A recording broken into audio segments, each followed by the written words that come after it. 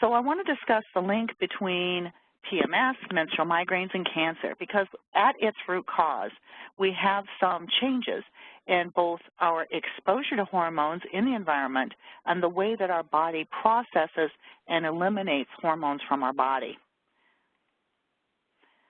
So first I want to say that a lot of the focus today is on women's health, but we should also be aware that when we talk specifically about estrogen and progesterone, that does not mean that men do not also have these hormones. Some people are surprised to find out that women and men have the same hormones.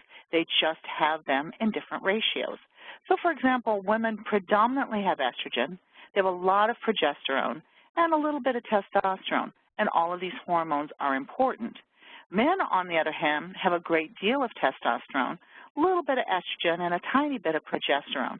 So all of them are functional. They're just in different proportions depending upon your gender. And hormone levels change with age.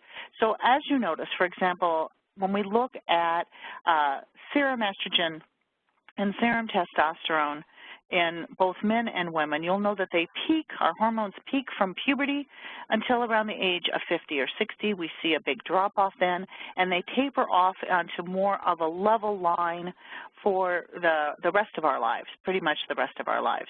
So when we look at, for example, estrogen in women, you see how very high the estradiol levels get from about the age of 12 to 14 to somewhere between 50 and 60, where it starts to drop off again.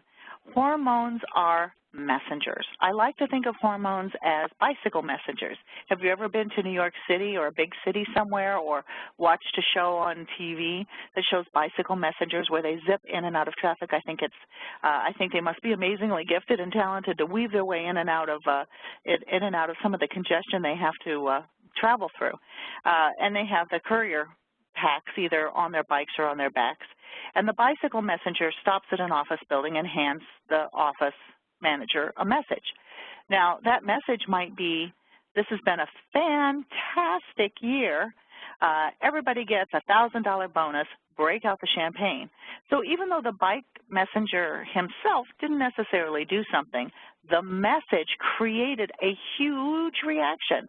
People are tossing their hats in the air, they're jumping up from their desks, they're dancing with each other, they're happy, they're smiling.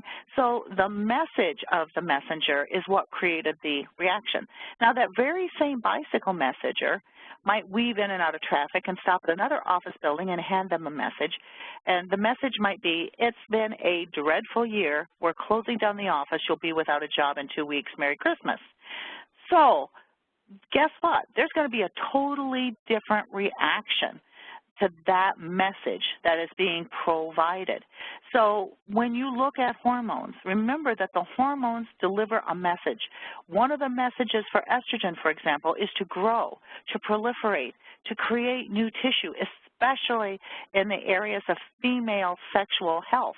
So the breasts get larger, the hips get wider. There start to be some additional layers of fat that cause a little bit of a more curvy figure. We see the ovaries become active. So some very important things happen to turn a little girl into a beautiful woman. Now, the same thing happens with testosterone. It's such a powerful messenger.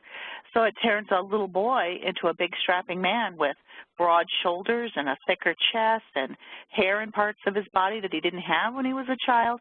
All of these things happen because of the messages that hormones provide. So remember, hormones are incredibly powerful.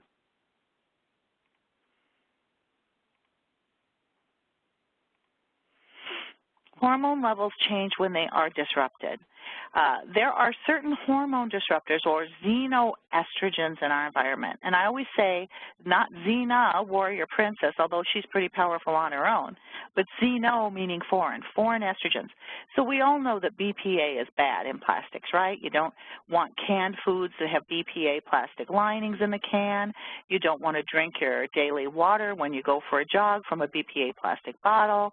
BPA bisphenol A is indicated in a lot of different physical problems, especially breast cancer. High levels of BPA are associated with the changes in breast tissue that lead to breast cancer. So we all know it's unhealthy, but did you know why? It's because BPA is a xenoestrogen. It looks like estrogen to the body. Dioxin is another one that looks like estrogen to the body. Phthalates. Phthalates are also plasticizers. You see them sometimes in fingernail polish and cosmetics. Phthalates were, up until recently, up until about 10 or 12 years ago, phthalates were in baby toys, especially the little chewy rings that the babies would chew on. But they are banned from children's plastic toys now. All of these things look like estrogen in the body. And remember, what's estrogen? It's a messenger. So if it looks like estrogen, your body can make a mistake and misunderstand the message. So these hormone disruptors and xenoestrogens can increase production of some hormones. They can also decrease production of certain hormones. They act like hormones themselves, and when you think of a hormone receptor as a light switch, they flip on a bunch of light switches that aren't supposed to be flipped on. And they can even turn one hormone into another and interfere with the way that hormones provide their signals to the hormone receptors. So without getting too technical, just remember that these are foreign compounds that come into the body that act like estrogen and trick your body into behaving in ways that are very unhealthy. Some of the hiding places for these xenoestrogens, tampons, plastic dishes, shampoos, water bottles, cosmetics, tap water, pesticides and herbicides. Some of them are hormone disruptors and xenoestrogens that are used on our produce. And this one might surprise some of you, cash register tape. That heat-sensitive cash register tape has a lot of xenoestrogens, and I worry about these people that are handling these receipts all day long, if that's the system that they are using. What are they absorbing through their skin?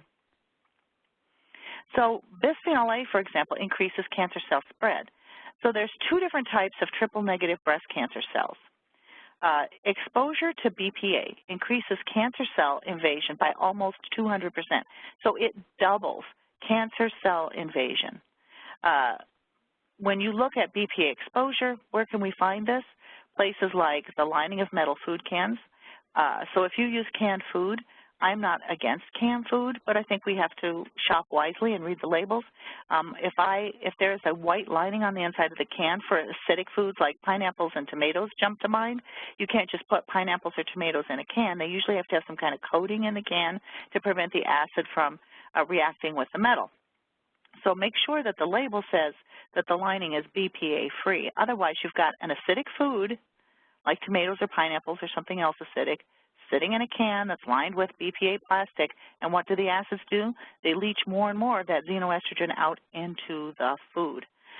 Triple-negative breast cancer is the most aggressive and the most difficult to treat form of breast cancer, and BPA can dramatically increase that type of cancer cell spread, and that's just one single study on BPA.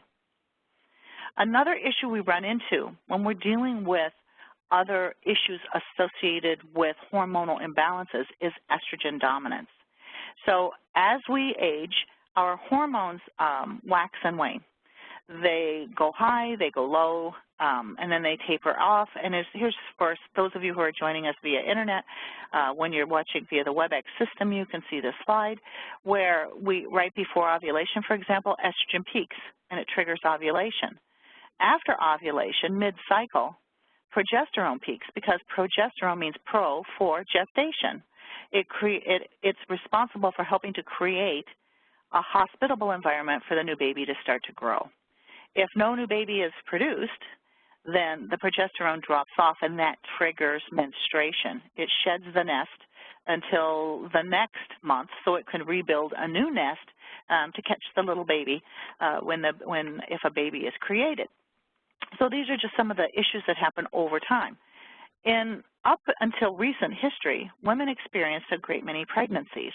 And you have a certain level of, you're not going to have the peaks and valleys of both estrogen, progesterone, and luteinizing hormone and follicle stimulating hormone. You're not going to have the peaks and valleys like you do if you're not pregnant. So for a lot of women's reproductive life, more than half of most women's reproductive life, they were pregnant.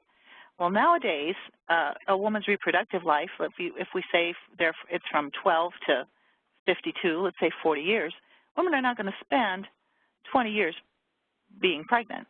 And if you look at 42, even that, you're not going to spend 30 or 15 years being pregnant. Most women are pregnant for a year or two because our family sizes are getting smaller. That means that we have more cycling, we have more complexity in the emotional aspects and the physical aspects responding to the constant change in hormones. Some women seem to be, I don't know if it's genetic or lifestyle and maybe a combination of both. Many women seem to sail through their years of hormonal peaks and valleys without a lot of adverse physical symptoms, and some women seem incredibly plagued by them.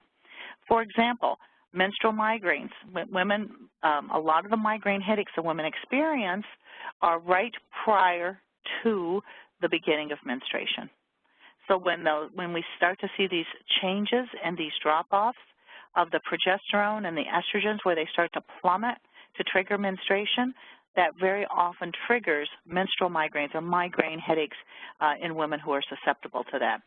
These are also not necessarily the healthiest environment for our cells associated with reproduction. So the uterus, the cervix, the ovaries, the breasts, I know they're not involved in reproduction, but they are involved in nourishing the child. So those types of cellular tissues that are receptive to the sex hormones of the progesterones, the estrogens, et cetera, can become quite vulnerable to mistakes. Now, another thing that happens, especially as women start to get over 35 or 40, is that they start to see that the estrogen stays high and the progesterone starts to fall off, and we end up in a situation of estrogen dominance. We also see this happen in younger women that are exposed to a lot of xenoestrogens or foreign estrogens, where the estrogen levels get higher and higher, or the response of the body to estrogen gets higher and higher, and it gets out of balance with the progesterone. I like to think of this as a bicycle built for two. If estrogen is on one seat and progesterone is on the other, you make the best progress when they're both pedaling at the same speed and with the same level of energy. But what happens if all of a sudden progesterone gets weaker and weaker and estrogen gets stronger and stronger? It has to pick up the pace and compensate for the other hormone.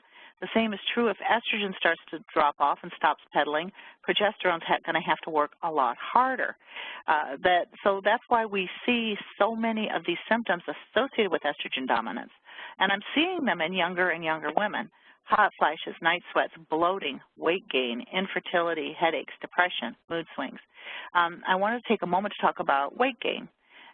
Remember what the role of estrogen is? Certain forms of estrogen want you to grow, grow, grow. If you have too much of those forms, they're going to increase adipose or fat tissue from the waist down. So we don't see a huge amount of estrogen dominance or estrogen issues in abdominal weight gain. We see it in the bottom, in the buttocks, in the thighs, from the waist down, the hips. The problem with that is the hardest fat to lose, because the most dangerous form of fat is around your middle. So if you have a lot of abdominal obesity, that's called metabolically active fat. That means it goes on quick, it comes off quick. So if you go on a diet, that's what's going to come off first. But it's also what interferes the most with the metabolism of the body. The storage in women in the hips and the thighs are not nearly as dangerous from a metabolic perspective. They're not, it's not linked as much with like heart disease or diabetes or those issues. Hip and thigh fat is Mother Nature's way of making sure that the mama has plenty of food on board, even if they enter a time of famine, to nourish the growing baby. So women are really good. Have you ever noticed that you see a lot more women with waist down fat than you do men? It's because it's a workaround based on estrogen having to do with making sure that mama has enough nourishment, because our bodies are Stone Age bodies. Our bodies have not changed very much since the Stone Age. However, we are living in a modern world. So all of a sudden, I often say we are living in the midst of a chemistry experiment. We do not know what the combination of all the chemicals that have been released into our air, our soil, our food, our water system, we do not know what each one of those does, let alone what they do in combination. So we're in the middle of a big experiment, and who knows how it will end. However, we do know that we need to rein in some of that excessive estrogen exposure and xenoestrogen exposure, or else we're going to continue to see a lot of issues with women developing more fat from the waist down, in addition to all of these other symptoms as well. Now let's talk for a minute about migraine headaches. Migraines can be mild enough, believe it or not, there are such things as mild, that they're just mistaken for a little bit of a headache or a little pain maybe behind an eye or maybe even both eyes. But they can go from that to debilitating, to vomiting, laying in a dark room with cold cloths over your face, or going to the emergency room to try to get out of pain. Menstrual migraines can be hideously severe. I have known, thank God not a lot, but I have known women who miss 2 or 3 work days every month. Could you afford to miss 2 or 3 work days every month because of your menstrual migraines? They usually occur a few days before bleeding occur, and during the first, usually not 3 days, but I'd say at least the first day or 2 of menstruation. Usually they start to get better when the menstruation actually starts. Migraines can last anywhere from 12 hours to 3 or 4 days, so they can be pretty severe. The estrogen levels drop throughout the cycle. The number of migraines can increase. So a woman might have 1 or 2 menstrual migraines a year when she's 20, and all of a sudden start having 6 or 7 menstrual migraines a year when she's 40. Because the drop-off becomes more of a cliff event. Because there's less estrogen on board when that drop-off comes, it can be more stark. Now, let's take a moment to talk about men for a moment. You may have heard of a lot about men's hormones changing with age. They don't have the same kind of external signaling like a woman does. A woman knows that she's entered menopause when her menstruation ceases. Men don't have that kind of signal, but there are definitely hormonal changes. Sometimes they call it menopause, sometimes they call it male menopause, something. I've heard andropause a lot. And this reduction in hormones, especially hormones in their healthiest form, can lead to depression, reduced muscle mass, increased body fat, boobs or man boobs, enlargement of the fat tissue in the chest area, and erectile dysfunction. So let's talk about natural interventions to help restore hormonal balance. So hormones in the right ratio and hormones in their most beneficial forms, because hormones, estrogen is a family, it's not a single compound. Testosterone is a family, it's not a single compound. There's good forms, and bad forms, forms that cause trouble. So we want to have the hormones in the right ratio without estrogen dominance in men or women. We want the hormones to stay in their most beneficial forms for the longest periods of time, and we want them to be processed effectively by the liver. Both xenoestrogens that you're exposed to in the environment and hormonal disruptors, and our body's own estrogens, when they break down and are taken out of circulation, are processed via the liver. And if your liver isn't working well, you're not going to detoxify very well. And if you can't get that xenoestrogen out of the bloodstream, it just keeps circling. Every time it goes around the body in the circulation, in the blood circulation, it exposes all the cells to that estrogen all over again. So if you have liver slowdown, it makes you more prone to the migraine, headaches, cervical dysplasia, cervical changes that you detect with pap smears for risk for cervical cancer, changes in the cells that are moving in the wrong direction, uterine cancer, ovarian, breast cancer, all of these different things. If the liver is not detoxing properly to get those excess estrogens out of the body is more exposed to the toxic form of those chemicals. Now, I first want to talk about diindolylmethane, and it's a mouthful to say, isn't it? So DIM is usually what they call it, DIM.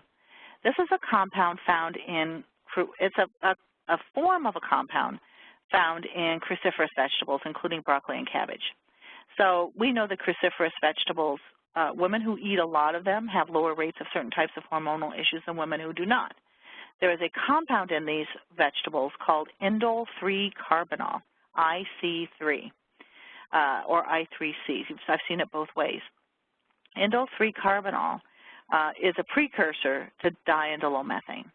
So if you eat fresh broccoli and you ingest some indole-3 carbinol, the act of chewing, the mixture with saliva, and the digestion in the body and the acid in the tummy flips it into this form called DIM.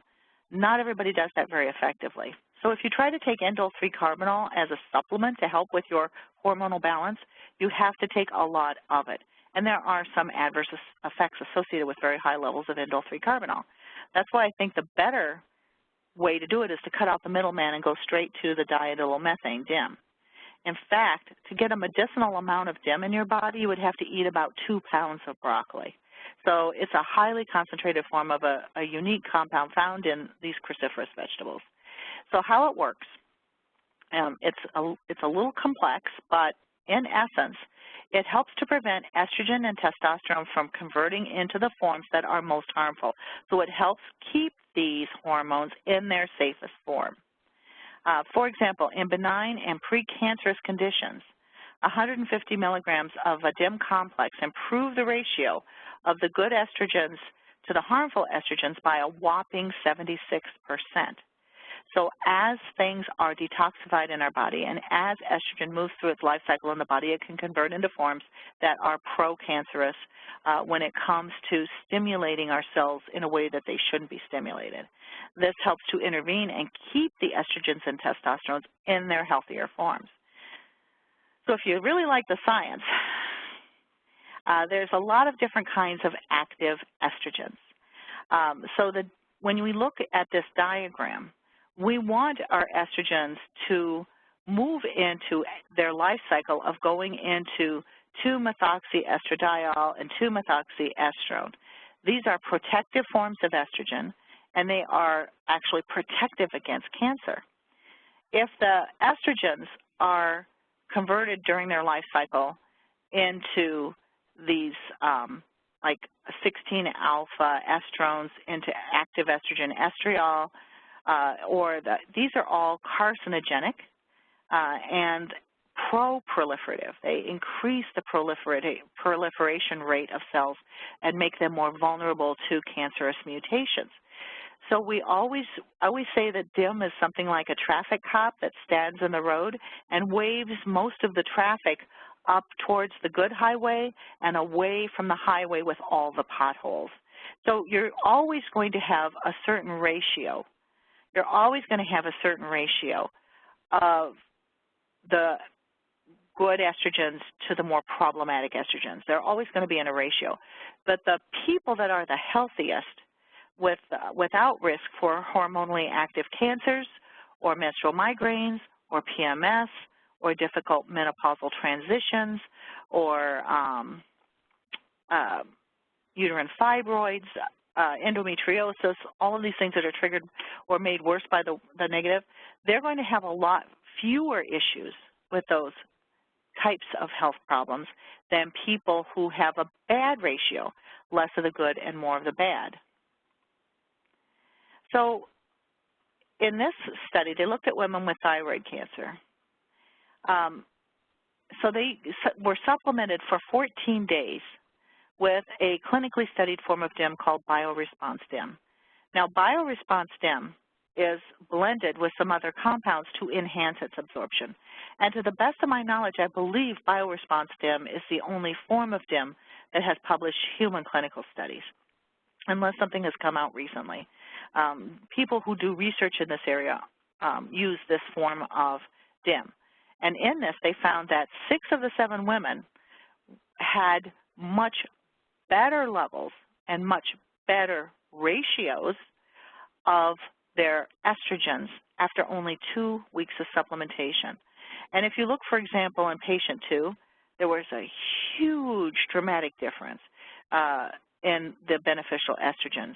Only one of the patients, patient 3, out of the 7, actually didn't have much benefit for improving her estrogen ratios. Everyone else had very dramatic results. In that same group of 7 women with thyroid cancer, they all experienced a reduction in harmful estrogen levels after only 2 weeks of use. So even though patient 3 didn't have an improvement in her ratio, she did have a reduction in the negative form of estrogens that can be pro-cancerous, and in fact, 3 of the patients, they eliminated that form.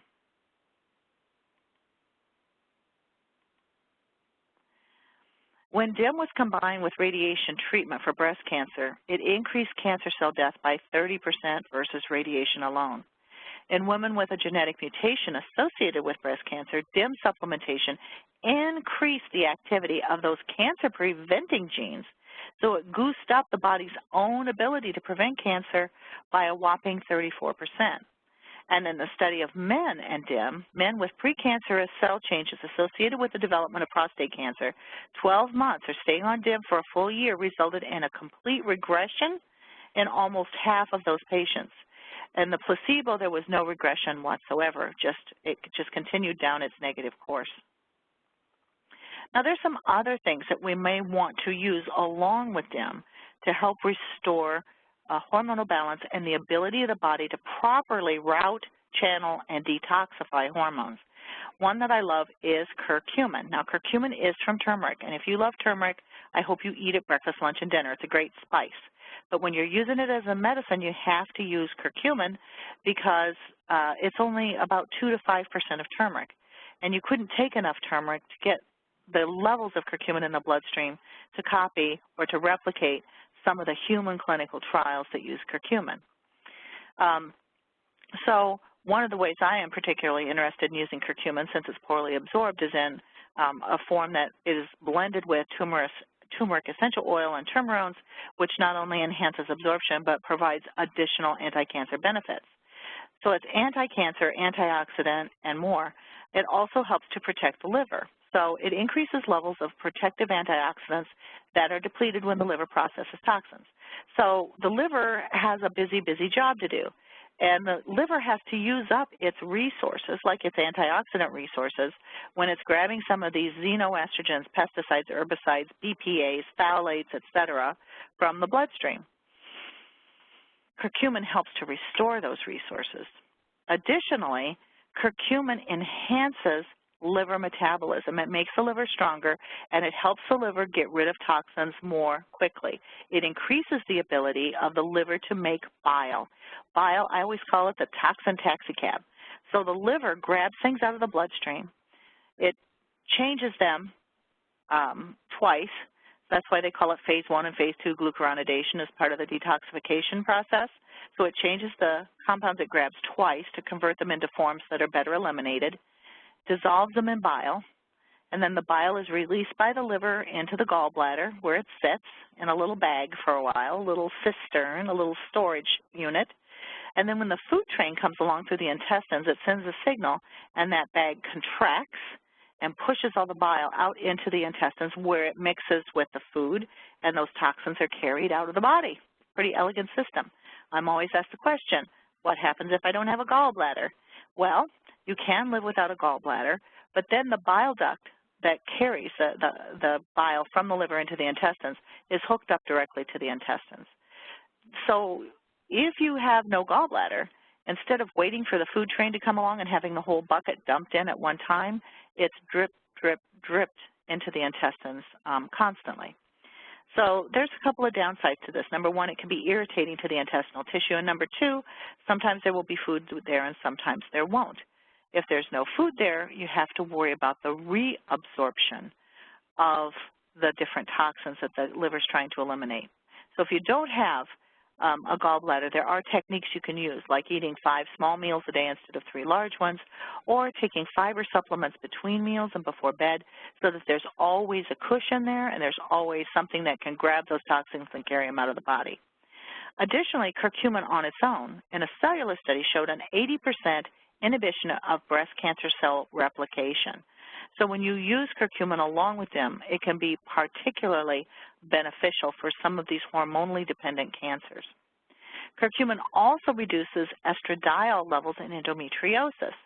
Endometriosis is when endometrial tissue, a type of uterine tissue, starts to grow outside of the uterus. It can cause really painful periods. It can cause a lot of cramping and severe discomfort, sometimes not even during the menstrual cycle. Some of the treatments for endometriosis, if it's bad enough, is they will do a hysterectomy and remove the uterus entirely. Endometriosis is almost entirely estrogen dependent, and the estradiol is a form of estrogen that increases endometrial cell growth. So curcumin stops the endometrial cell growth and spread by reducing the estradiol levels specifically in the endometrial tissues. So it doesn't affect overall estrogen levels, but it helps to reduce the negative estrogen levels in the tissue that is really sensitive to the damaging effects of estradiol. In fact, a 37% decline in these levels, that's a big deal. So it works at helping the cell resist the influence of these negative estrogenic compounds. Another botanical that has been really useful and shown in studies to help with hormonally activated diseases within the body is grapeseed extract. Grapeseed is a source of a compound called oligomeric proanthocyanidins. Try to say that 3 times fast. A lot easier to say OPCs. OPCs come in all sizes. So they can be small or they can be large. Sometimes I tell patients they can be Chihuahuas or they can be Great Danes. If they are Great Danes, they cannot squeeze through the doggy door. You're not going to get any benefit. The largest size OPCs are called tannins. They're not going to hurt you, but they're not going to be absorbed and utilized either. So I believe if you really want a medicinal grapeseed, a clinical kind of grapeseed extract, then you need to look for the small, low molecular weight. Make sure it says tannin-free so that it is 100% absorbable. So OPCs are anti-inflammatory, anti-cancer, and more. They're also water-soluble, whereas curcumin is fat-soluble, grapeseed extract is water-soluble. I often say if you take both of them together, they go everywhere and they do everything. Grapeseed extract has been shown to help the liver process toxins and used up hormones. Remember, the liver has to take our own body's hormones out of circulation too. Our hormones do not live forever. You do not have the same estrogen, testosterone, and progesterone in your body now as you did 20 years ago. There's constant turnover. And as they start to be broken down, they make more mistakes. And it's the job of the liver to be able to pull those out of circulation and get them out of the body. So what they found is that it improves the liver's ability to get these toxins out, and a 58% increase in the liver antioxidant levels, which are necessary for proper detoxification. Grapeseed extract on its own has also been shown in cell studies and scientific models to slow down or even stop the spread of invasive triple-negative breast cancer. That's the most aggressive and difficult form to treat a breast cancer. So using these together in a protocol can be extremely beneficial, regardless of what type of hormonal issue you're dealing with. Grapeseed also inhibits aromatase, which is an enzyme. Anything that ends in ASE in the body is usually an enzyme. This enzyme converts testosterone to estrogen. You know, they can switch back and forth. Testosterone and estrogen are 2 sides of the same coin, but ooh la la the difference, right? But they can be converted one to the other. Aromatase turns the testosterone in a woman's body into estrogen and into a man as well. Higher levels of aromatase in breast tissue are associated with breast cancer, so you want to get that down to more normalized levels, and grapeseed can act as a mild aromatase inhibitor. You don't want to stop that process entirely, but you certainly do not want it to be overactive because that, too, is a risk for hormonally activated cancers. In fact, when we look at a decrease in aromatase activity, you can see that the increasing dosage levels of grapeseed extract reduce the aromatase activity to greater and greater levels. This may surprise you, but there's a huge connection between the estrogens in the body and the estrogen ratios in the body and the gut biome. And, you know, if you talk to a naturopathic physician or if you are a naturopathic or integrative physician, their mantra is everything starts in the gut, all disease and all health starts in the gut. And I tend to kind of agree with that. Estrogen promotes greater diversity of beneficial bacteria in the gut. Estrogen is required to keep the gut barrier strong and healthy. So if your estrogen starts to be out of whack, or if you have more of the negative forms than the positive forms, this can play a role in increased intestinal permeability, which many people refer to as leaky gut syndrome. Leaky gut syndrome is associated with about every autoimmune disease on the planet, and some non-autoimmune diseases, because leaky gut means you're absorbing molecules that are too large, the doorways are open too wide, and the larger molecules that are bound together the body doesn't recognize. And even though it might be a protein from food or a nutrient from food, the body thinks it's an invader and activates the immune system to fight back. That can lead to just horrible disruptions throughout the body. So it's important to keep that gut barrier strong and healthy and to keep those doorways shut tight and of a size that they only absorb nutrients that are of the proper size for the body to recognize. Diseases that are much more common in women, like multiple sclerosis, have also been associated with gut dysbiosis. So even from a gut biome perspective, it's important to keep our estrogen levels in the right form and in their healthiest form. Now, you may also want to, if you're having a lot of issues, you might also want to supplement with probiotics. I love probiotics. I think they're amazing. However, there's a gazillion on the market, I'm sure you're aware, and it's important that the probiotics are alive and that they are of a strong enough strain that not only are they going to get to your intestines alive and kicking, but they're going to take up residence and start to replicate like bunnies. That's what you want. That's what you want from your probiotics. Now, all probiotics are not equal, and not all strains of probiotics are equal as well. I always say there's a group of animals out there called horses, and some of the horses are plow horses that you can buy for $99.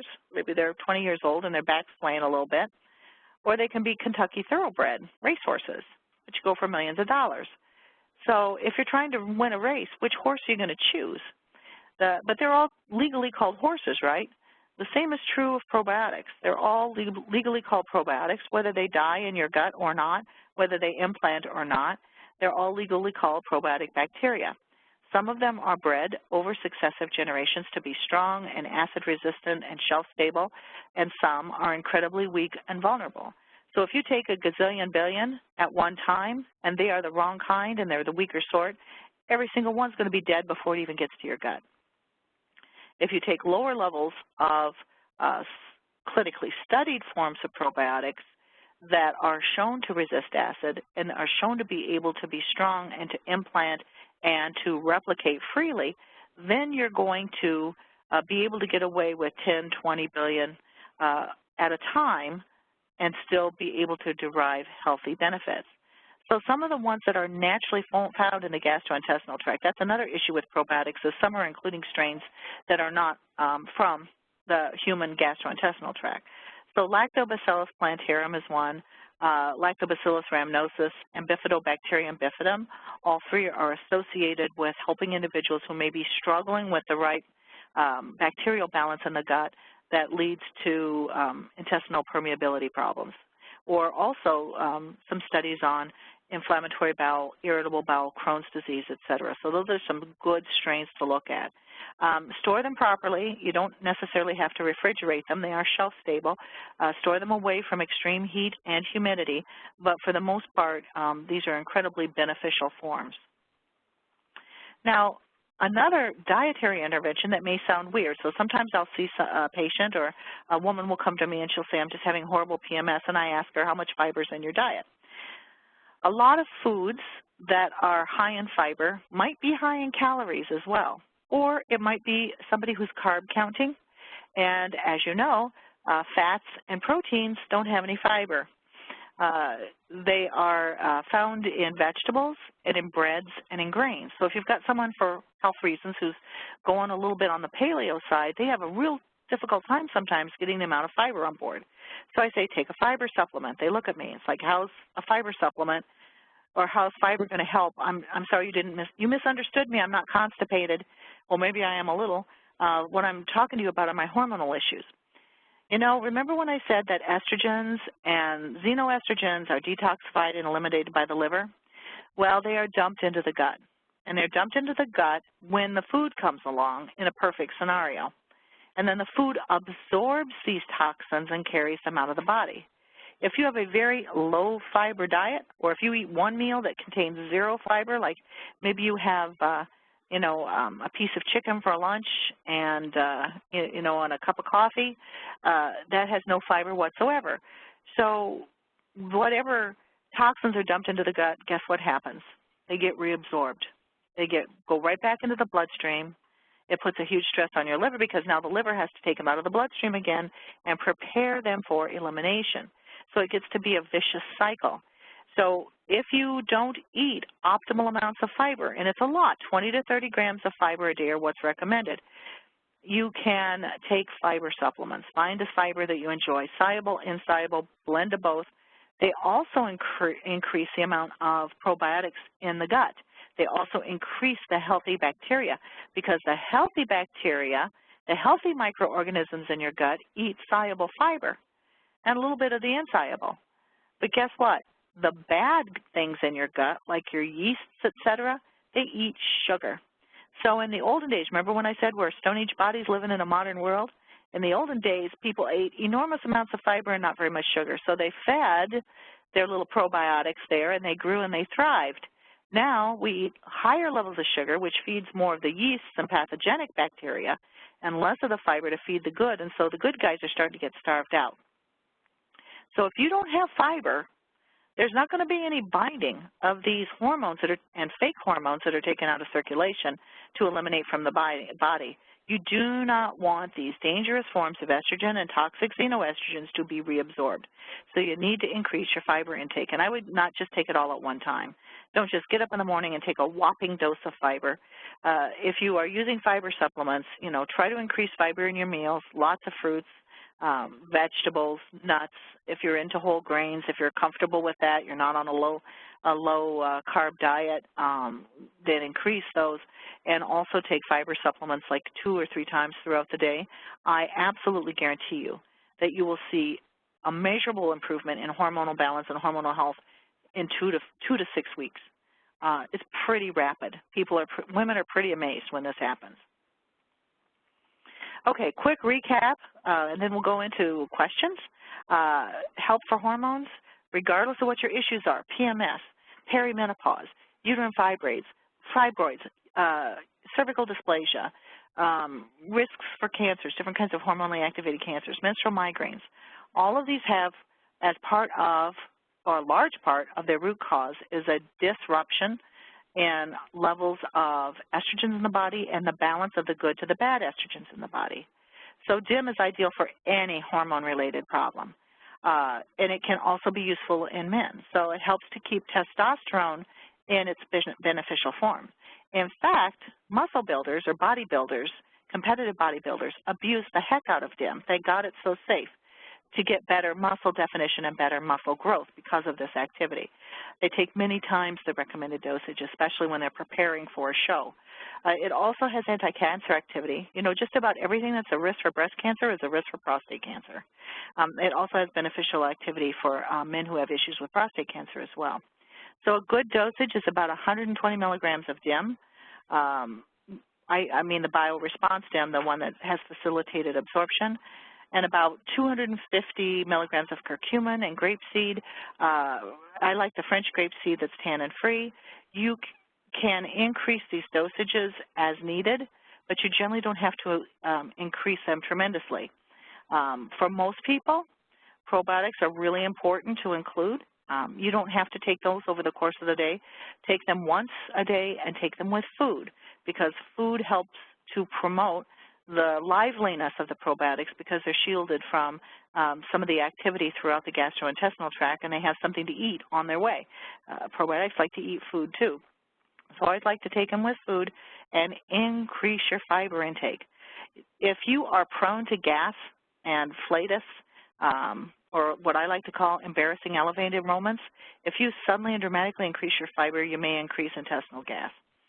So do it slowly. If that's an issue for you, if that makes you uncomfortable, do it slowly.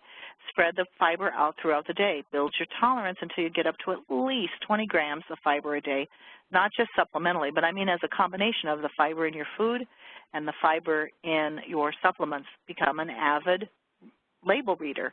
When you read the labels of your food, take note of how many grams of fiber you're delivering. You might be delighted to find that some of the foods you're eating have very high in fiber, and you might be very surprised that some of the foods you're eating are very low in fiber. Increase your fiber intake. It makes all the difference.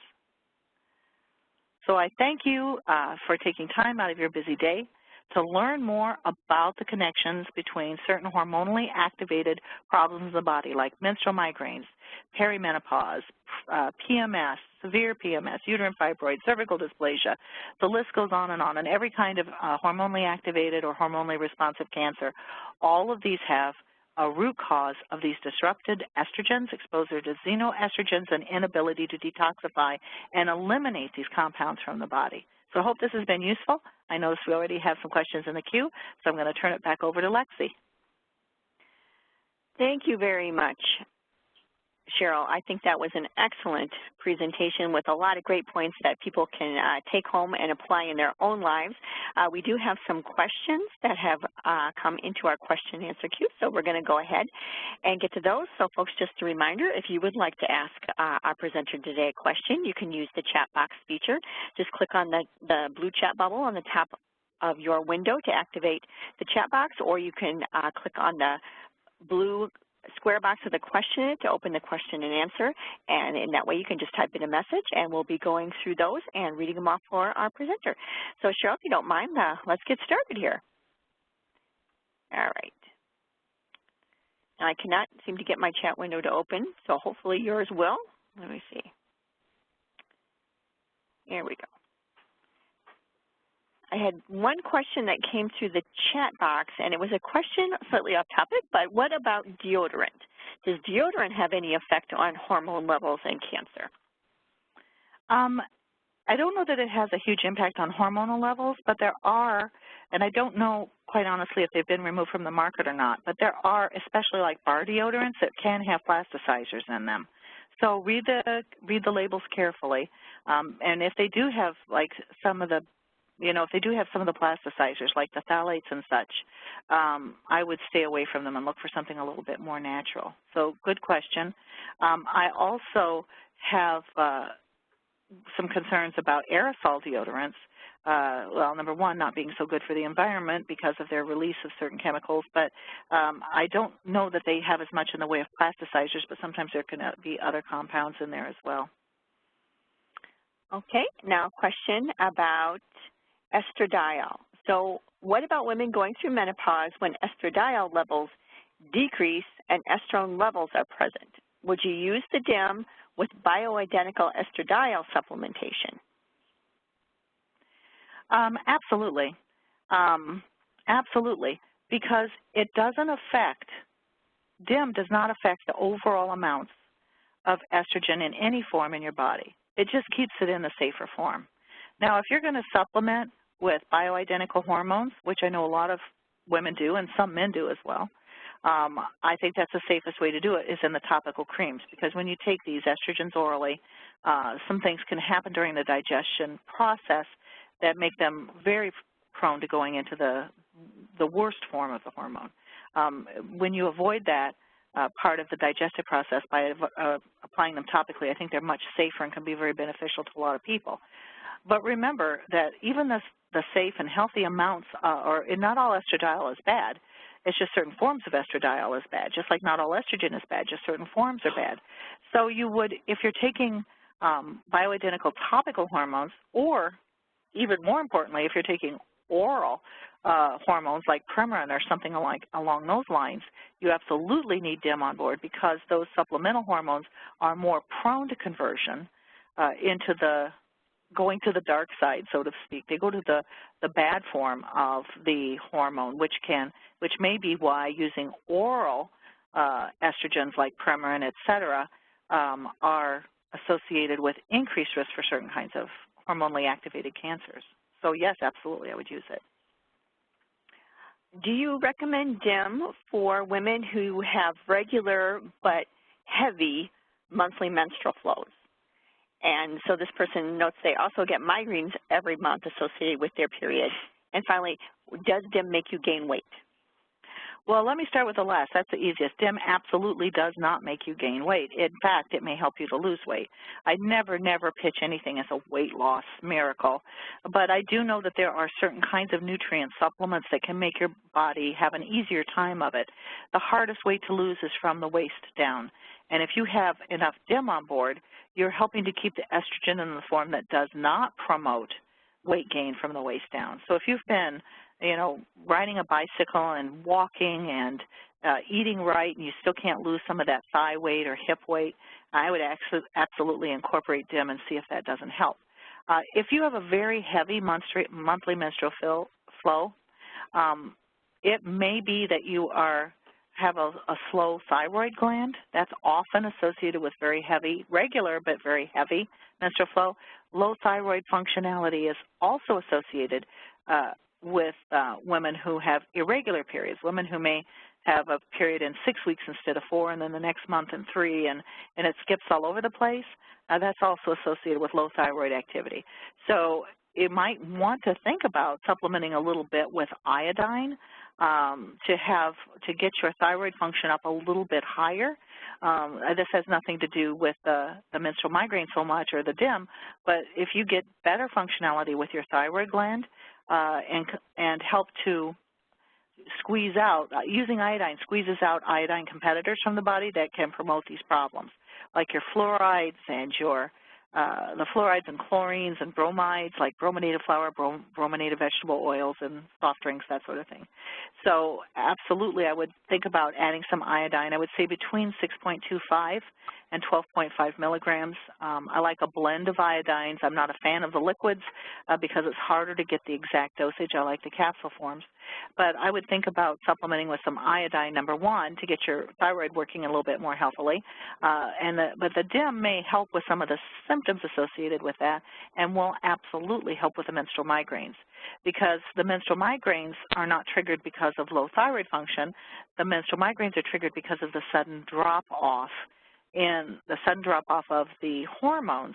So as I said, absolutely I would incorporate the DIM, but I would think about increasing the thyroid function as well. Okay, we have a couple questions about DIM and ages that you would recommend. So a couple people have asked about teens specifically. So how young would you suggest for young girls who have started their period? If young ladies are having a lot of hormonal issues, if they're really super uncomfortable, having a lot of breast swelling or cramping, mood changes especially, and sometimes girls have mild headaches that they don't realize are sort of migrainous in nature. As long as if she's menstruating, there's nothing dangerous about using the DIM. Okay. I mean, there's nothing dangerous about using it when you're not menstruating either. I don't mean to make it sound like it's dangerous if it's used for younger kids. It's just that younger kids generally, because their hormones aren't really going to town yet, so to speak, I'm not aware of when you or why you would use DIM in a kid that has not gone through puberty. Okay, good clarification there. Does increasing testosterone, boosting testosterone, help to lower estrogen? No, not exactly. Increasing testosterone doesn't cause estrogen to stop being made. I think that people sometimes get that idea because if you help to reduce the aromatase activity in the body, there's less of the testosterone being converted into estrogen. Women need testosterone. Women need it for bone health, mood, libido, sex drive, proper weight distribution in the body, muscle growth. Women need testosterone, and low testosterone levels can be a problem. So keeping that testosterone in its active testosterone form in ladies is very important for health. You don't want a bunch of it converting to estrogen. So it does not lower estrogen levels. It just protects the testosterone and keeps it active longer. Okay, switching gears a little bit to OPCs. Do OPCs contain sulfites? No. And that's an excellent question because it sounds like it's from someone who has trouble with sulfites that are in wine. There's wine that has sulfites in it and some wine that is sulfite-free. The sulfites are sometimes in sensitive individuals associated with headaches. That's a very good question, though. But the OPCs are from the grape seed. They're not from the whole grape. There's no preservatives added. The grape seed is more about the fact that you're getting the OPCs. In fact, grapeseed extract is about, I'm guessing this, I think it's around 90% polyphenols, of which about 85% are OPCs. So no, there's no sulfites in grapeseed extract. Okay. Well, I think that takes us through our question list and brings us to the end of our time today. So I want to thank you very much, Cheryl, for that excellent presentation and a great question and answer session. I'd just like to remind our listeners that for more information, you can find us on YouTube. So we have our webinars have been recorded and uploaded to our YouTube channel. So please visit youtube.com/TerryTalksNutrition for an extensive archive of information. And if you're interested in more health information, please go to TerryTalksNutrition.com. You can sign up for a newsletter. There's also a way to access our past recordings there if you're not on YouTube, and there's a chance to ask Terry your own personal health questions. And don't forget to look for us on Facebook as well, Facebook.com/TerryTalksNutrition. So again, thank you so much for taking the time to be with us today. Thank you so much, Cheryl, for that wonderful presentation. We all wish you the best, and we hope to see you again at a future event at Terry Talks Nutrition. Thanks, everybody, and bye-bye.